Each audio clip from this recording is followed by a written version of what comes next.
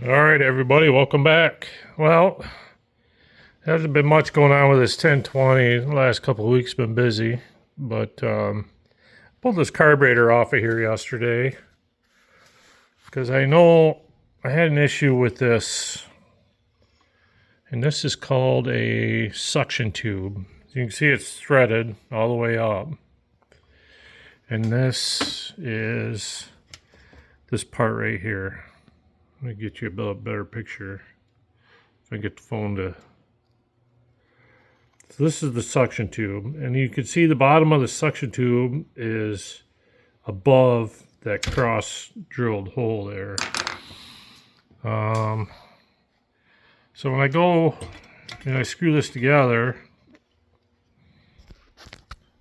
and I look down in there, this thing will screw all the way down in there to where it bottoms out on them threads. Well, it's quite a ways down into that tube.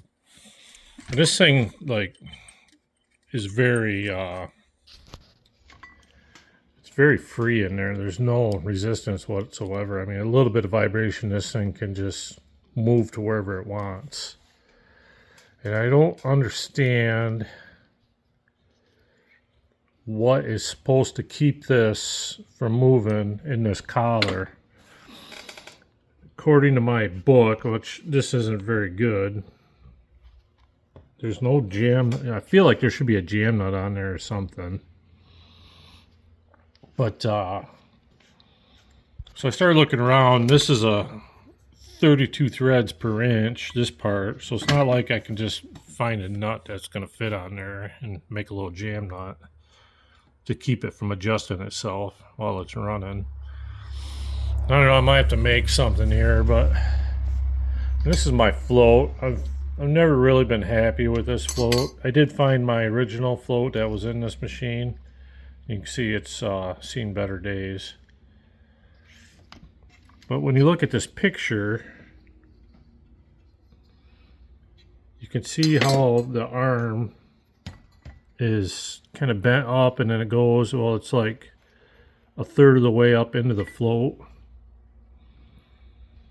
And this was supposed to be a replacement for this carburetor. And I don't remember, it looks like I'm trying to remember, but it looks like I tried soldering it on this side, couldn't make it work. And then I put it on this side and got it soldered on there.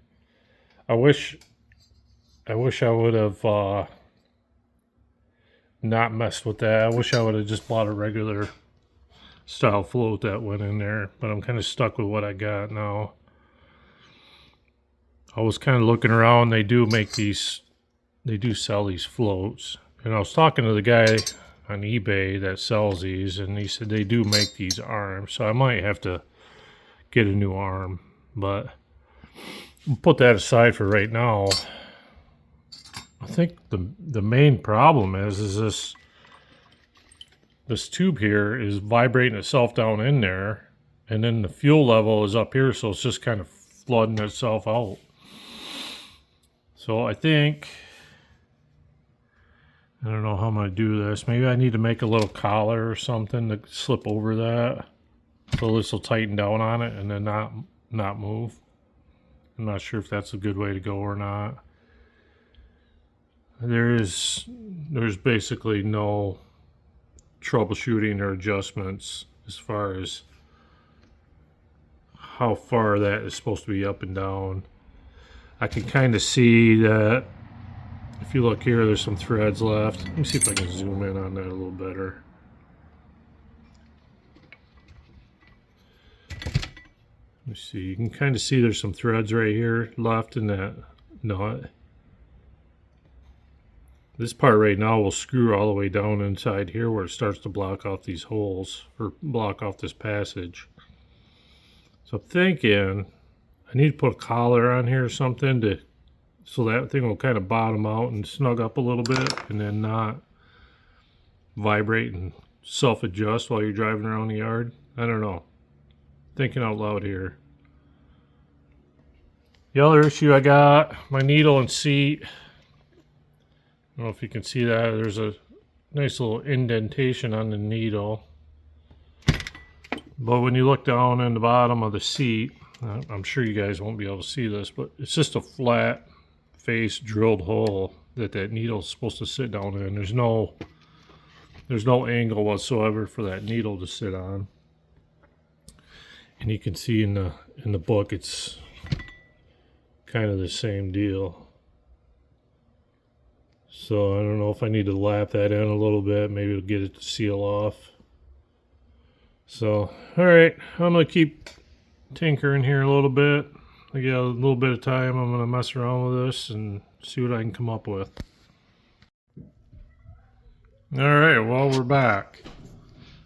So I've been doing a little thinking about this project I'm working on here, and I can kind of see where I'm about 3 or 4 threads showing from that hole right there.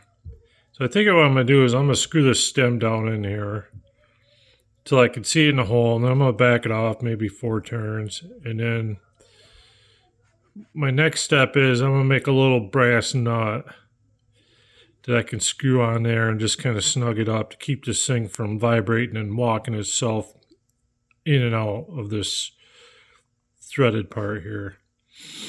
That's my plan anyway. I think that's my best thing I can do. So I did a little research in. This is a 5/16 32 thread. I got on the old Amazon machine and bought myself a tap and die. It was pretty reasonable. It took a couple days to get here, but it screws in there perfectly. No issues there. So then I bought myself a chunk of brass off of Amazon, and that showed up. Shockingly, I ordered it Sunday, and Monday it was here. So I think what I'm going to do is I'm going to spin this up on the old south bend there, and I'm going to drill and tap it, and I'm going to make it small and unobtrusive as humanly possible.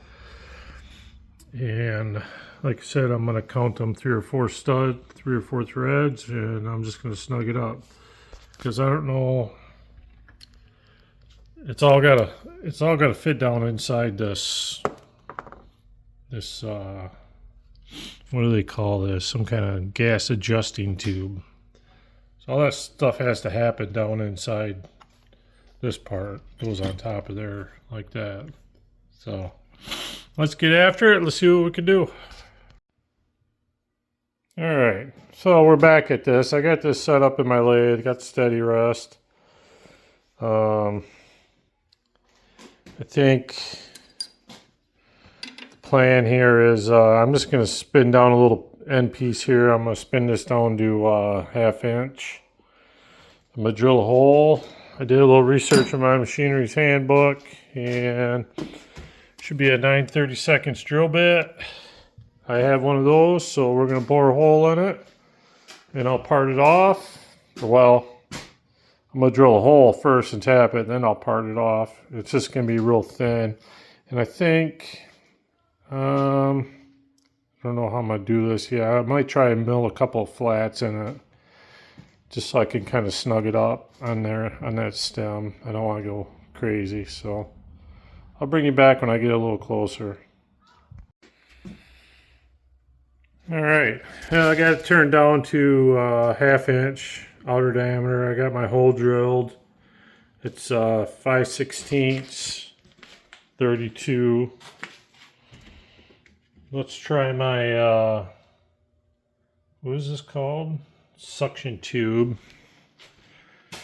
Make sure this screws in there okay, which it does.